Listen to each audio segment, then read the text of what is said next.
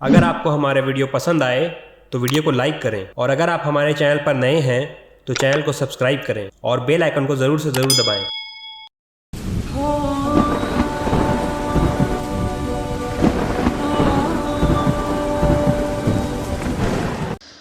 بسم اللہ الرحمن الرحیم۔ حضرت عمر رضی اللہ تعالی عنہ، جن کی عظیم شخصیت سے کون مسلمان واقف نہیں، جن کا نام لیتے ہوئے ہر مسلمان اپنے آپ میں ایک فخر محسوس کرتا ہے، تاریخ اسلام میں ایک نامور شخصیت، جنہوں نے بے پناہ کارنامے انجام دیے ہیں، اس عظیم شخصیت کا نام ہے عمر ابن خطاب رضی اللہ تعالیٰ عنہ۔ آج مسلمانوں کو ان پر فخر ہے، اور جن کے جوش ایمانی سے آج 1300 برس بعد تک بھی دشمنان اسلام ان کے نام سے لرزتے ہیں، کانپتے ہیں۔ اسلام لانے سے پہلے عمر ابن خطاب نبی پاک صلی اللہ علیہ وسلم کے قتل کے در پہ رہتے تھے۔ ایک روز کفار نے مشورہ کی کمیٹی قائم کی، اور یہ سوال وہاں اٹھایا گیا کہ کوئی ہے جو نعوذ باللہ محمد صلی اللہ علیہ وسلم کو قتل کر دے؟ عمر نے کہا کہ میں کروں گا، میں اس کے لیے تیار ہوں۔ لوگوں نے کہا کہ بے شک تم ہی کر سکتے ہو، تمہارے اندر ہی اس قدر بہادری ہے۔ عمر تلوار لٹکائے ہوئے اٹھے اور چل دیے۔ اسی فکر میں جا رہے تھے کہ آج نعوذ باللہ محمد صلی اللہ علیہ وسلم کا قتل کر دیں گے۔ اتنے ہی میں ایک صاحب قبیلہ زہرہ کا، جن کا نام حضرت سعد ابن ابی وقاص ہے، راستے میں ان سے ملاقات ہوئی۔ حضرت سعد نے عمر رضی اللہ تعالیٰ عنہ سے پوچھا کہ عمر کہاں جا رہے ہو؟ تو عمر کہنے لگے کہ محمد صلی اللہ علیہ وسلم کے قتل کے ارادے سے جا رہا ہوں، نعوذ باللہ۔ سعد نے کہا تم کیا سمجھتے ہو کہ تم محمد صلی اللہ علیہ وسلم پر حملہ کر دو گے اور ہاشم اور بنو زہرہ اور عبد مناف کے خاندان تمہیں چھوڑ دیں گے؟ اس جواب پر عمر بالکل آگ بگولا ہو گئے اور اندر سے لے کے باہر تک بگڑ گئے، اور کہنے لگے کہ سعد، معلوم ہوتا ہے کہ تم بھی بددین ہو گئے ہو، تم بھی مسلمان ہو گئے ہو، لا پہلے تجھی کو نمٹا دوں۔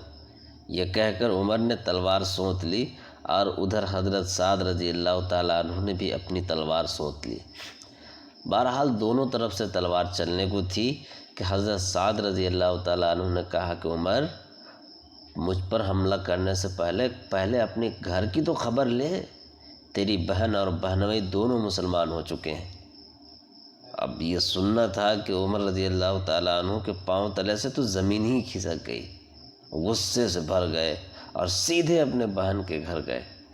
وہاں حضرت خباب، جو ایک جلیل القدر صحابی ہیں، جو عمر رضی اللہ تعالیٰ عنہ کے بہن اور بہنوئی کو قرآن شریف کی تعلیم دے رہے تھے، قرآن شریف سکھا رہے تھے، وہ اندر جا کر چھپ گئے۔ حضرت عمر رضی اللہ تعالیٰ عنہ نے دروازہ کھولا، اور جیسے ان کی آواز آئی، حضرت خباب رضی اللہ تعالیٰ عنہ تو جا کر اندر چھپ گئے، اور وہ صحیفہ جس پر قرآن کی آیتیں لکھی ہوئی تھی جلدی جلدی میں باہر ہی پڑی رہ گئی۔ بہن نے دروازہ کھولا، حضرت عمر رضی اللہ تعالیٰ عنہ کے ہاتھ میں کوئی چیز تھی جس کو بہن کے سر پر مارا، جس سے بہن کا سر خون سے آلود ہو گیا اور ان کے سر سے خون بہنے لگا، اور اپنی جان کی دشمن، اور عمر نے غصے میں آ کر کہا کہ تو بھی اپنی جان کی دشمن بن گئی ہو، بددین ہو گئی ہو۔ اس کے بعد گھر میں آئے اور پوچھے کہ کیا کر رہے تھے، یہ آواز کس کی تھی؟ بہنوئی نے کہا کہ بات چیت کر رہے تھے۔ کہنے لگے کیا تم نے اپنے دین کو چھوڑ کر دوسرا دین اختیار کر لیا ہے؟ بہنوئی نے کہا کہ اگر دوسرا دین حق ہو تو؟ یہ سننا تھا کہ ان کی داڑھی پکڑ کر کھینچی اور بے تحاشا ٹوٹ پڑے، اور زمین پر گرا کر اپنے بہنوئی کو خوب مارا۔ بہن نے چھڑانے کی کوشش کی تو ان کے منہ پر ایک تماچا اس زور سے مارا کہ بہن کے چہرے مبارک سے خون باہر آ گئے۔ وہ بھی آخر عمر ہی کی بہن تھی نا۔ کہنے لگی کہ عمر، ہم کو اس وجہ سے مارا جاتا ہے کہ ہم مسلمان ہو گئے ہیں؟